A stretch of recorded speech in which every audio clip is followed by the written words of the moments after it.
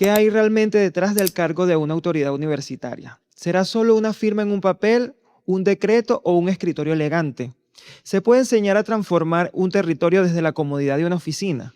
Y más importante aún, ¿en un mundo lleno de injusticia existe de verdad la neutralidad? ¿O el silencio es solo otra forma de complicidad?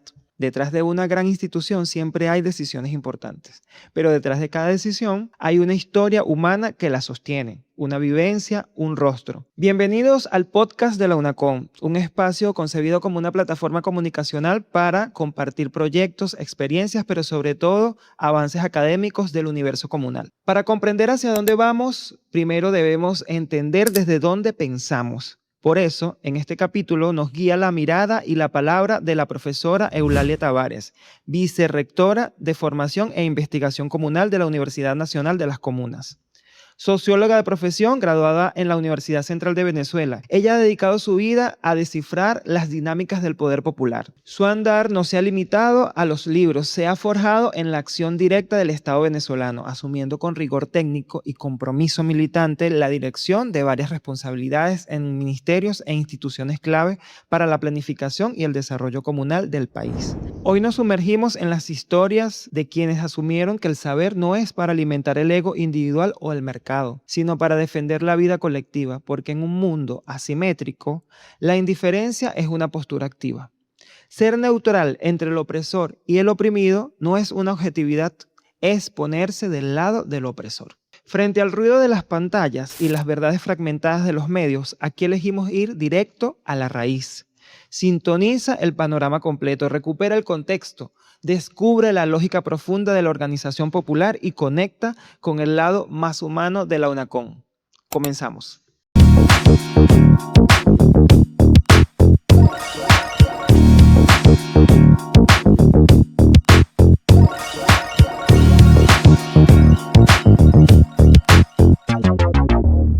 Bienvenida, Eulalia Tavares. Buenas, ¿cómo estás, Omar? Un fuerte aplauso para Eulalia. Bueno, muy contenta, muy complacida de estar acá con ustedes, con el equipo, contigo y con el equipo que está por allá, el equipo técnico apoyando. Pues bueno, más que todo un honor para uno asumir responsabilidades en el marco del ámbito comunal. Ya hemos venido trabajando en el ámbito comunal como ese elemento desde el cual se va a parir y se está pariendo la patria, ¿no? Y cada día se van aprendiendo cosas nuevas. Cada día estamos en un proceso de formación todos. Y bueno, eso para uno es un privilegio. Por supuesto. Bueno, pero antes de avanzar con el tema central de esta entrevista, queremos conocerte un poco más. ¿De dónde es Eulalia? ¿En qué estado nació? ¿Cómo ha sido tu relación con todo el tema comunal en principio? ¿De dónde nace esa idea o esa iniciativa de formar parte, ¿no?, del proyecto también bolivariano?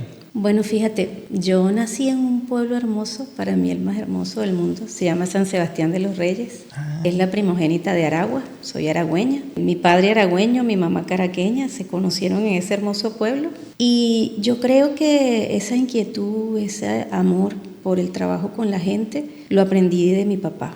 Mi papá era el médico de mi pueblo. Okay. De hecho, siempre decíamos que antes de que el comandante Chávez decretara la misión Barrio Adentro, mi papá estuvo haciendo la misión Barrio Adentro en su consultorio allá en la esquina de la Plaza Bolívar de mi pueblo, donde llegaban los viejitos y con una lechosa, con un cambur y a veces con nada, y mi papá los despedía, los abrazaba, les daba y les decía, vaya ya a la botica del señor Félix Pic para que compre el remedio, dígale que va de mi parte, ¿no? Y bueno, papá fue un hombre muy solidario, mamá también fue una mujer muy valiente, muy luchadora, y de allí se fue generando como familia en general una sensibilidad por lo que ocurre no solo dentro de nuestras casas, sino un poco sentir también el dolor, la alegría, no solamente el dolor de la gente, el amor de la gente, que no podemos ser personas en el sentido integral de la palabra si no estamos con los demás.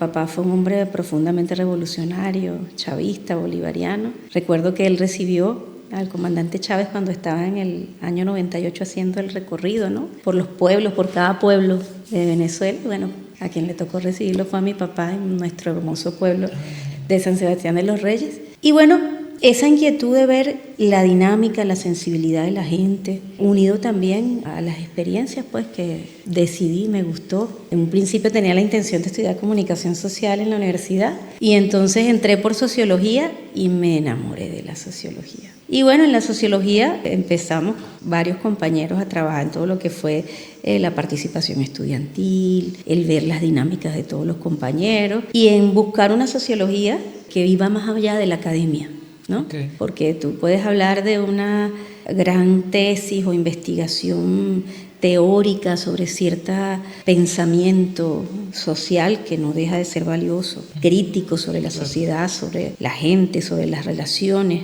humanas, pero entonces nosotros, en este caso particularmente yo, hablando en primera persona, me interesé más por trabajar en el tema de la organización del trabajo de los niños y niñas.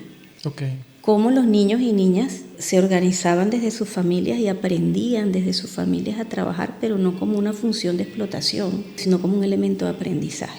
Entonces me tocó, bueno, entrevistar y conocer en ese momento en algunos talleres de la universidad muchachos que limpiaban tumbas en el cementerio del sur, como muchachos que trabajaban caleteando cosas y materiales en el mercado de las flores. Y bueno, conociendo sus familias, entrevistando, viendo cómo esa dinámica que uno a veces desde afuera la ve desordenada termina teniendo un orden lógico del espacio, de la ecología de los espacios, de la economía del pueblo.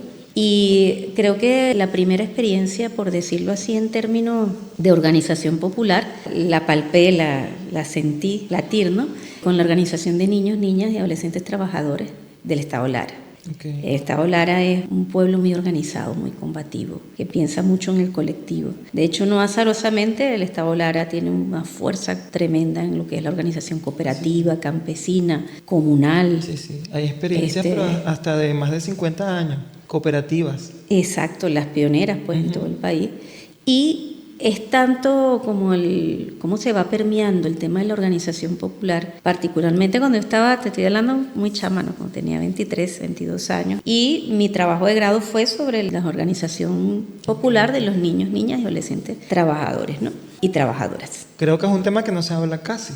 Sí, porque justamente desde las perspectivas, digamos, clásicas del capitalismo, recuerda que el capitalismo nace también y una de las críticas que hace Marx es la explotación en ese momento el hombre por el hombre, también del ser humano por el ser humano, pero eso permeaba no solamente la explotación del hombre como género, sino de la mujer, de los hijos que comenzaban a trabajar desde muy tempranas edades en condiciones terribles. Claro. Entonces, bueno, eso implicó unas luchas y una crítica a lo que era el trabajo infantil, no desde el espacio familiar de aprendizaje, sino en las fábricas, en las maquilas, ¿no? Eso generó todo un andamiaje, primero la crítica que hace Marx y que hacen las organizaciones sindicales que nacen pues del pensamiento marxista en toda Europa para justamente luchar contra esa explotación y ese trabajo infantil como una forma de explotación cruenta del ser humano en su momento más vulnerable, ¿no?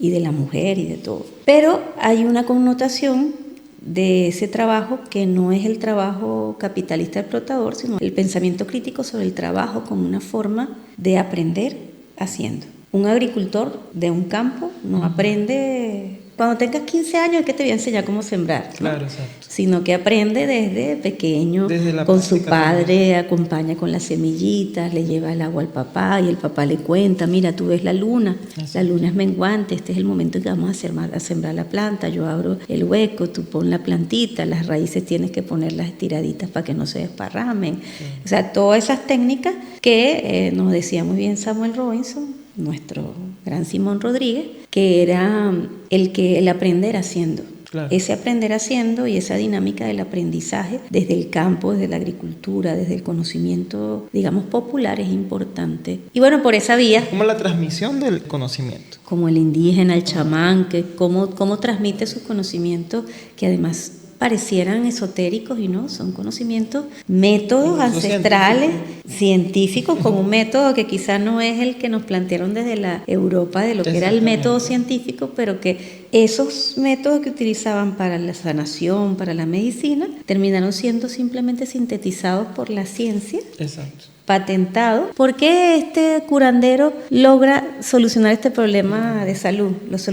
Porque está utilizando esta planta. Entonces muchas veces la ciencia lo que hace es simplemente agarrar, la planta tiene esta sustancia, la sintetizo, miren cómo inventé la cura de tal cosa. O sea que la cura está desde hace mucho tiempo, ¿no? Fíjate, ¿y hubo algún hecho, algo que tengas puntualizado que te hizo decidirte ser parte de la lucha revolucionaria? Caramba, sí.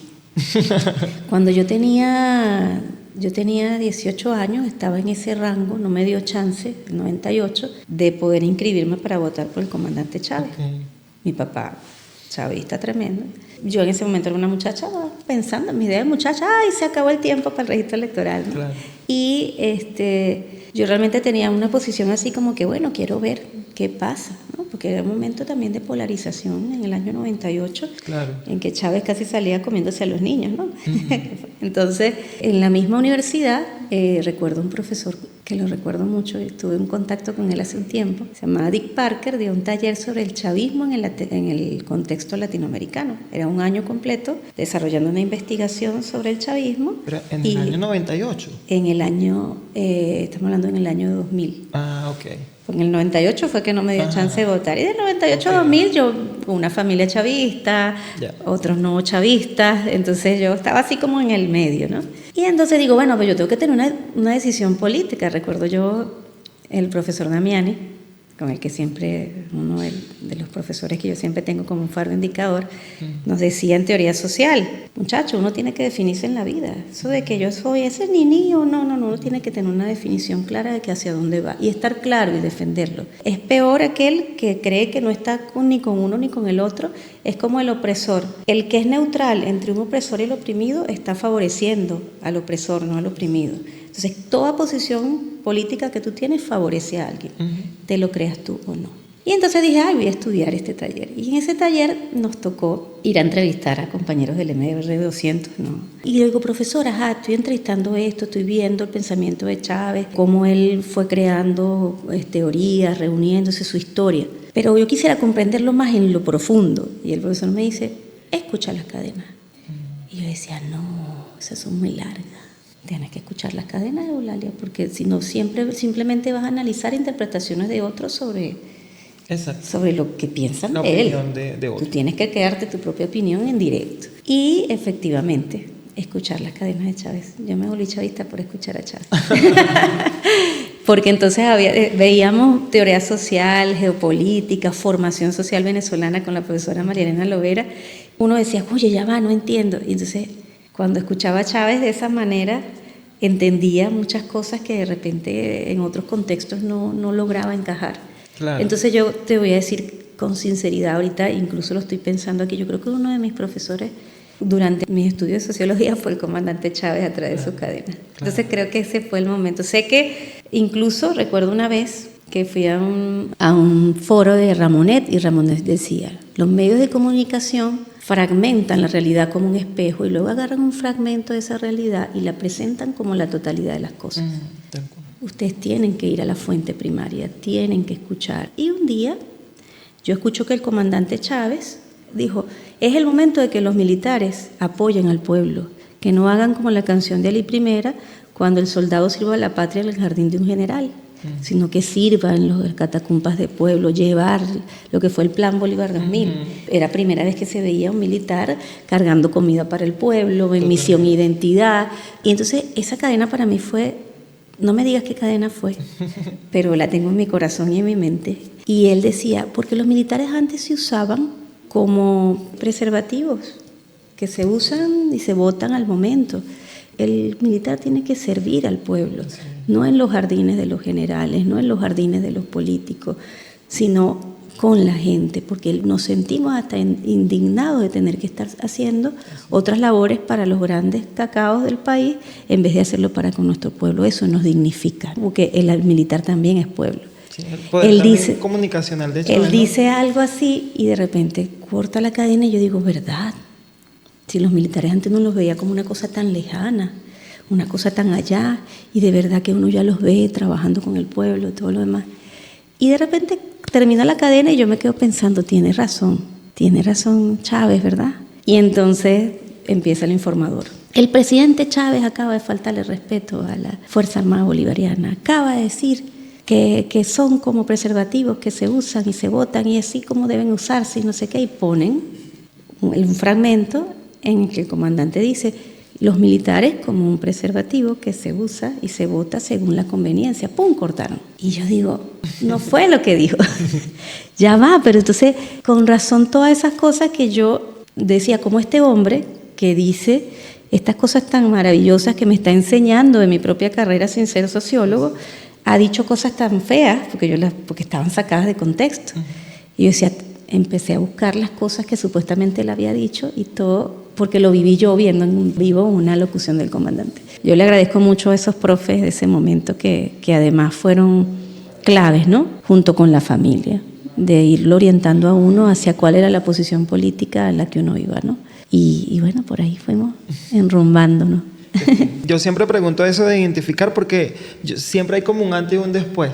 Yo en mi carrera universitaria era de esos ninis y yo decía, no, yo no soy político, yo no tengo nada que ver con eso, estaba estudiando arte, pero el arte me transformó en el camino, pues. Pero en principio la carrera yo ni me relacionaba con nada que tenga que ver con cosas, bueno, que entendía yo que en ese momento mi concepto de política, pues.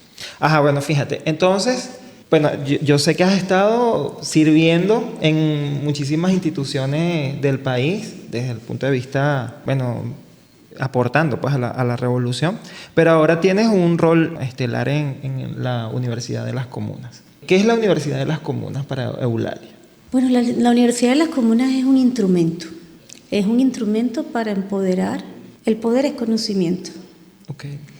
Y mientras más poder quieras darle, o quieras que él asuma como pueblo, que disponga, como decía Chávez, el pueblo tiene que no solamente darle conocimiento, porque eso suena como que aquí estoy yo que tengo flores, ¿no? Claro. Sino reconocer esos saberes que el pueblo tiene.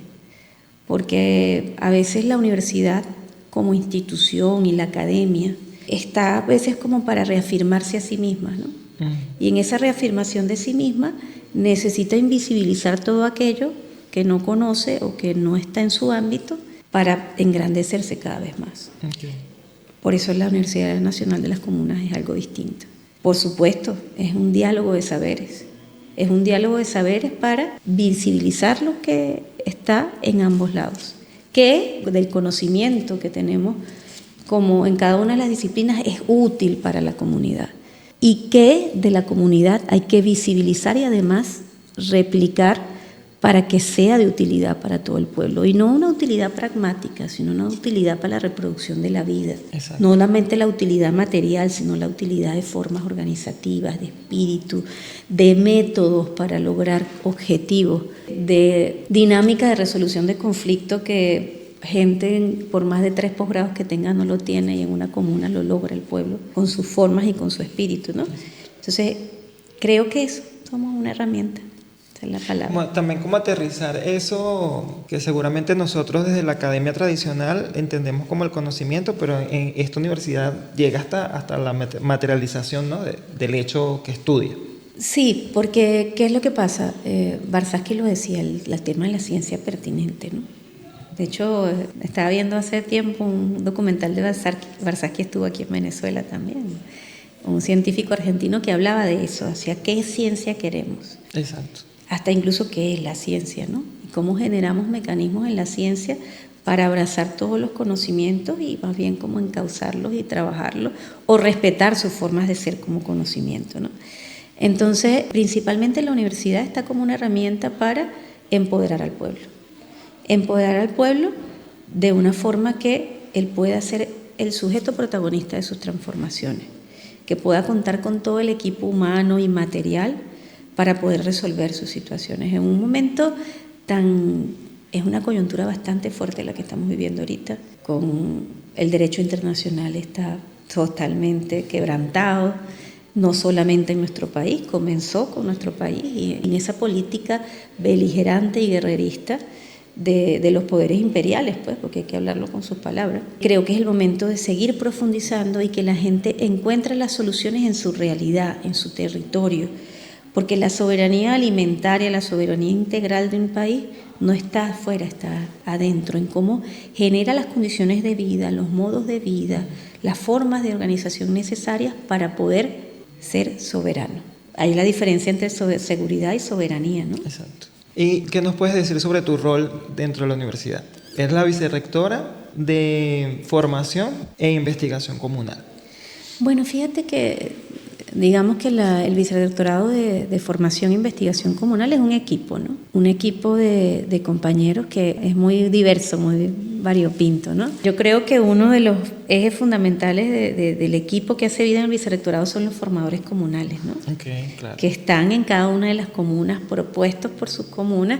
Un saludo fraterno a toda esa gente que está en el territorio en la lucha. 342 formadores comunales en las 339 comunas que tienen su comunidad de conocimiento para la transformación comunal. Sus estudiantes haciendo vida, expectando, pero no solamente expectando, sino analizando su propia realidad, pero sí expectando ahorita en términos ya de espíritu, porque ya estamos cerrando la iniciación universitaria y debemos estar comenzando en el próximo mes nuestro primer trayecto universitario, un trayecto universitario que pretende ser un espacio para la construcción, poner a la orden conocimientos prácticos, concretos, científicos, tecnológicos para nuestra gente con base en sus necesidades, no porque yo digo que tú tienes que ver esto porque es lo que yo creo que tengo que ver, sino mira, tienes toda esta gama de conocimientos que puedes comenzar ahorita, ¿no? Entonces yo como comuna, nosotros como comuna, decimos, bueno, la necesidad nuestra en este momento, porque tenemos el proyecto que acabamos de aprobar hace nada de la consulta popular, es en el área de construcción civil. Tenemos 19 PNFs muy diversos, desde aquellos que abarcan el componente político, de organización, de administración, de economía comunal, de turismo. Tenemos ingeniería textil, tenemos ingeniería en aguas, ingeniería en mantenimiento, en construcción civil, eléctrica. ¿Por qué? Bueno, porque responde a todas esas necesidades que el pueblo ha estado identificando a través de los procesos de consulta, de sus agendas concretas de acción. Y bueno, cómo esos saberes, que además de científicos son prácticos, que permitan generar soluciones en su comunidad, entendiendo que en esta primera etapa ahorita de transferencia de esa renta, del recurso que nuestro Estado revolucionario está destinando para la gestión directa de las comunidades, seguramente en este momento está resolviendo problemas uno pudiese ver los que pueden ser básicos, muy puntuales. ¿Por qué? Porque las sanciones han atacado fuertemente y han generado una deuda en lo que es la gestión de servicios, en lo que es las distintas dinámicas productivas de la comunidad. Y bueno, seguramente hay una concentración, como lo sabemos ahorita, en resolución de problemas de servicios, que al final, una vez resueltos, cuando la comuna vaya cada vez más elevando esa resolución de esas necesidades actuales, entonces ya va a ir configurando hacia lo productivo. Exacto. Hacia la vocación productiva o de gestión de la comuna para las condiciones materiales de su propia vida. Entonces vamos a ir atendiendo todas esas necesidades que al final siempre van a tributar a cómo sueña la comuna que va a ser en un futuro. Pero para soñarme tengo que tener zapatos, claro, tengo que tener mis pantalones y salir a la calle. Entonces ahí ya el futuro lo vas construyendo, unas condiciones, sí. ¿Cuáles crees tú que han sido los desafíos más grandes del arranque de la universidad? Mira, el desafío más grande es el contribuir a la organización y la planificación de la formación en la comuna. Okay. Nos hemos conseguido, en la mayoría de los casos, por supuesto, comunas que tienen una reflexión de lo que necesitan y lo que buscan y lo que es el sur de su comuna. Y bueno, también nos hemos conseguido comunas que tienen, o circuitos comunales, que tienen un nivel organizativo todavía en fortalecimiento. Entonces hay un proceso ahí de acompañamiento, de orientación en cuanto a cuáles son esas necesidades, cuáles son realmente las áreas de conocimiento que van a ser útiles y que no responden solo a una necesidad coyuntural, y cómo transmitir a nuestros estudiantes, que la mayoría lo tiene muy bien claro, pero también hay que irlo fortaleciendo, que las aspiraciones de quien estudia en la Universidad Nacional de las Comunas no son aspiraciones individuales, sino son las aspiraciones de un colectivo. lo hablaba muy bien nuestro rector y lo conversaba en distintas intervenciones, que una de las cosas más importantes es que el estudiante o la estudiante de la Universidad Nacional de las Comunas no está allí para resolver una aspiración individual. Exacto. Está allí para resolver una aspiración colectiva que genialmente, y además creo que le genera a él una moral interna, es como lo resolví, pues llegué a ser administrador, llegué a ser veterinario. Exacto. Por supuesto que eso tiene una alegría del individual, de mi crecimiento personal. Una autorrealización también. Eso es la manera distinta de ver la formación, de que no somos solo las universidades unas fábricas de mano de obra para el capitalismo, sino que somos un espacio para el fortalecimiento de la gente y de su organización y de la transformación, porque tú puedes graduar cantidad de estudiantes en una cantidad específica de PNF, pero si ellos no tienen claro hacia dónde van, son una cantidad de desempleados, de personas que están haciendo cosas que no realmente tributan a un desarrollo real del país, ¿no? Es un reto que no lo tenemos solo nosotros, lo tienen todas las universidades del país y del mundo al final, pero que nosotros tenemos que hacer un énfasis, un foco importante allí, de que nuestro objetivo es la transformación del territorio y que allí en el camino, gracias a Dios y genialmente, se satisfacen aspiraciones individuales, pero no son el objetivo central. Así es. Yo creo que eso es como el punto que más diferencia a esta universidad del resto de las universidades tradicionales, pues. Que el enfoque es precisamente en cómo yo contribuyo desde mi individualidad con el desarrollo de mi territorio. Fíjate, hoy, ya para ir cerrando, bueno, para los que no saben, hoy estamos en Carabobo, en la sede principal de la universidad, el campus universitario, y están sucediendo cosas. Como bien lo dijiste, estamos en el cierre del primer trayecto, ¿no? El primer trayecto, que tiene 2 tramos. El primer tramo es como un semestre. Ajá. Y el segundo tramo es el siguiente. Cada trayecto tiene 1 año. Exacto, estamos cerrando ese periodo y ahora vamos al primer trayecto, ¿no? Entonces hoy en Carabobo, ¿qué está pasando? Bueno, el día de hoy estamos con nuestros profesores de especialistas de PNF, de los 19 PNF. Estamos monitoreando ya la construcción de los módulos de formación por cada una de las unidades curriculares o materias. Ellos están poniendo en común lo que han ido desarrollando para justamente ir como ajustando y fortaleciendo, y en miras al arranque de la universidad, pues poder tener a disposición de las comunidades de conocimiento pues los distintos módulos y áreas para que ellos puedan escoger qué conocimiento es útil para arrancar de su propia especialidad. Es importante decir que ahorita viene una dinámica de socialización del periodo de iniciación universitaria. Los estudiantes en su comuna van ahora a ir a su comunidad, a llamar a una asamblea y decirles: ve, aquí estamos nosotros, ¿qué fue lo que estuvimos haciendo acá? Van a hacer un ejercicio, en este momento lo están haciendo, de análisis de su plan patria comunal, de su agenda concreta de acción, de su mapa de soluciones, de su mapa de conocimiento, y van a decir cómo esos elementos de planificación de la comuna se unen entre todos y cómo a la vez nos dibujan, nos develan el proyecto integrador de la comuna. Es una comuna agraria, pero también tiene potencialidades para el turismo. Es una comuna urbana que uno de sus proyectos integradores es la gestión de los servicios, pero además resulta que tiene una gran fortaleza en el área textil, maestras costureras, o tiene fortaleza en el área gastronómica, o todo. O sea, este periodo va a ser muy bonito porque todo ese estudio que estaba haciendo los estudiantes de su comuna lo van a exponer a la comunidad, y bueno, la comunidad por supuesto hará los ajustes necesarios para seguir validando y empujando el proceso de los muchachos. Cada uno de ellos va a ser como una apuesta en común a la comunidad de lo que es él o ella como estudiante, lo que aspira, con lo que va a aprender, y además cómo se ve dentro de la planificación de la comuna en el futuro de su comuna. Qué bonito, ¿verdad? Muy lindo. El mundo que soñamos. Es así. Bueno, Eulalia, muchísimas gracias. Para finalizar, quisiera que le mandes un saludo a toda la gente que nos está viendo, que está pendiente de las redes sociales de la UNACON, a los profesores sobre todo, a los estudiantes.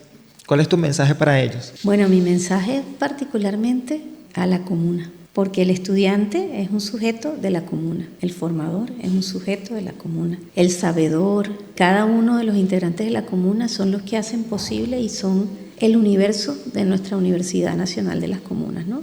El universo en el cual queremos cada territorio sea un territorio para el conocimiento, para el quehacer diario, el potenciar lo que yo soy, de la identidad, de la dignidad. Recuerden que nuestras premisas son alimento, ciencia y dignidad. Y lo que queremos es, dar ese mensaje a las comunas, que se apropien de esa comunidad de conocimiento, que se metan en esos días de encuentro que tienen los estudiantes, que aporten los conocimientos que tienen, las observaciones. Es un proceso de construcción colectiva y no lo podemos hacer si no lo hacemos con el pueblo. Entonces el mensaje es para todos y todas.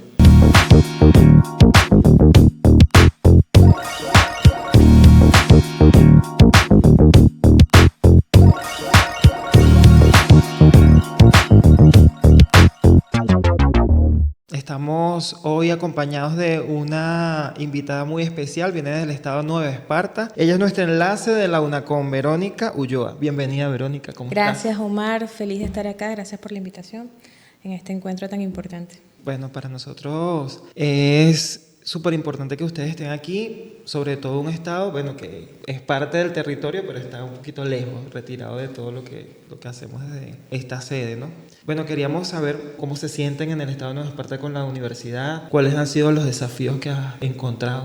Nueva Esparta es un estado frontera, es una isla del Caribe y tiene sus dificultades que son propias a esa realidad, a ese territorio. La UNACOM no solamente bienvenida en un proceso de reorganización y de reimpulso que han tenido las comunas sumamente importante a nivel nacional, en el último año alcanzando metas de organización social y de gestión política con las salas de autogobierno, que ha sido fundamental para la transformación que se quiere para el país. Conviene hacer ese brazo que encaja un proceso político de muchos años por la consolidación de la territorialización de la educación, pero una educación para la liberación, una educación coherente con el plan de desarrollo de la patria de las comunas, una educación que es una necesidad que surge de la misma comuna, del pueblo, de sus bases, para sentar un plan de desarrollo que ya no es solamente Miraflores en Caracas, sino que abarca toda la vida pública, ¿no?, del país. Entonces, ha tenido una receptividad importante. En Nueva Esparta estamos además concentrándonos en la calidad de este proceso, no en cantidades, no en números, sino dando un aspecto cualitativo importante a lo que es el desarrollo de la UNACOM. Han habido muchos desafíos propios de las contradicciones que hay en este proceso político, en este devenir que tenemos. Desafíos también territoriales por las distancias que manejamos a nivel local, pese a que la isla se ve chiquitica en el mapa. Para los que vivimos allá hay muchas dificultades. Pero nada imposible, todo posible. Entonces, dificultades que están en proceso de superación y además que nos dan una enseñanza para mejorar el proceso de instalación de la UNACOM.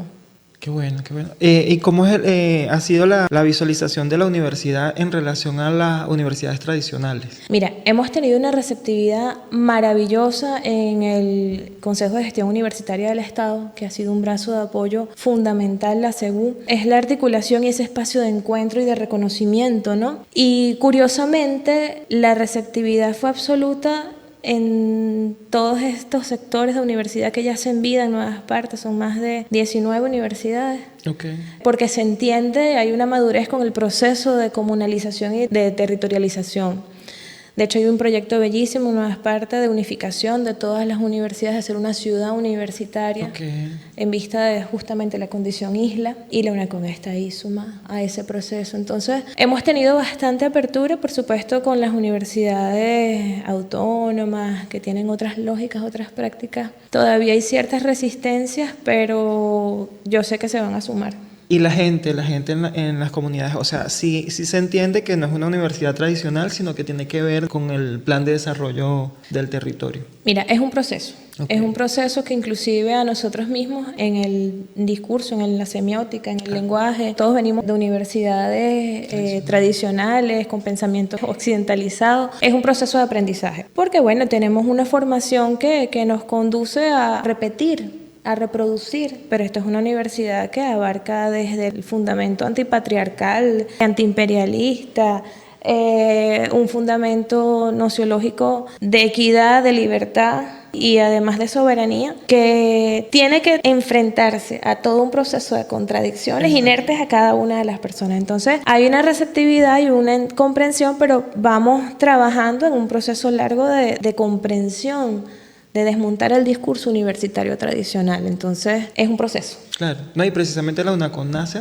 para eso. Exactamente. Para educarnos, para hacer que sea posible. ¿Alguna experiencia puntual que tú puedas decir, mira, aquí la UNACON ha crecido o cumple con algunas expectativas muy amplias? Sí, tenemos una experiencia bellísima en la comuna de San Francisco de Asís, en la península de Macanao. Un saludo para la gente de la comuna de San Francisco de Asís. Al profe Víctor Marín, que es un baluarte para nosotros. Queremos que sea patrimonio nacional. Esa comuna tiene una historia hermosísima de sostenimiento de la tradición y de la producción de la carpintería de Rivera. Okay. Y para nosotros es un objetivo político, formativo, un compromiso moral que se convierta en un PNF para toda la costa insular del país. Entonces, una de las experiencias más hermosas, porque a pesar de que no lo tenemos dentro de la estructura todavía de los PNF, ya todos estamos trabajando en función de esa meta como que nos une como Estado y como país en toda la insularidad. Entonces, es una de las experiencias más bonitas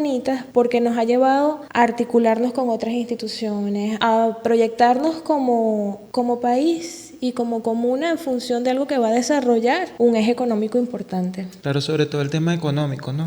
Sí. La isla tiene una potencialidad ahí interesante como para desarrollar. Y otra experiencia que aunque no está todavía, pero ya vamos para allá, en el Manglillo, también en Península de Macanao, una comuna que acaba de terminar su proceso de organización y conformación, digamos que todos los aspectos legales, pero que a nivel social vienen trabajando desde hace muchísimos años. Cuando escucharon el proyecto de UNACON, enseguida, aquí está, profe, toda la costa. Si quiere hacer un laboratorio aquí lo tiene. Excelente. Entonces, esa disposición, claro, esa belleza de la gente de imagínate, ofrecerte su playa, su territorio para tú instalar conocimiento, capacidades instaladas en un territorio que queda para ellos y además regresar todo lo que se haga a la comunidad, que es el deber ser. Exacto.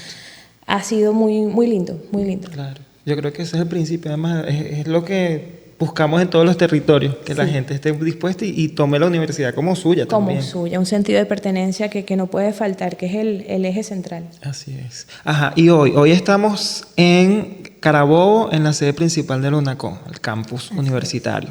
¿Qué está pasando hoy aquí en el campus que los invitaron y nos están visitando todos los ejes de los estados? Mira, es importantísimo porque estamos articulando, estamos condensando lo que es esa triangulación entre formador comunal, equipos estadales, que somos también parte del cuerpo docente, creador, una horizontalidad en la forma de llevar la universidad con los procesos formativos de la mano de nuestros especialistas de PNF. Entonces es una belleza porque uno se siente en una integración y estamos ya por fin con un trabajo magnífico y magnánimo que hizo Caracas de sistematizar lo que es una visión nacional de cómo nos vemos. Y estamos aquí intercambiando esa experiencia y creando ese reflujo de cómo vamos a iniciar estos trayectos, esta producción de conocimientos y este compartir de saberes de una manera circular para establecer entonces el desarrollo de las PNF de la mano de toda una realidad nacional, pero cómo nos articulamos, cómo nos entendemos, cómo nos vemos. A eso vinimos, a este encuentro, a vernos, a reconocernos y a hacer ese ejercicio aquí mismo de empezar a cambiar las lógicas de relacionamiento para poder también ser comuna nosotros ante la comuna. Claro, exactamente. A eso estamos. Aparte, bueno, por supuesto de la importancia de que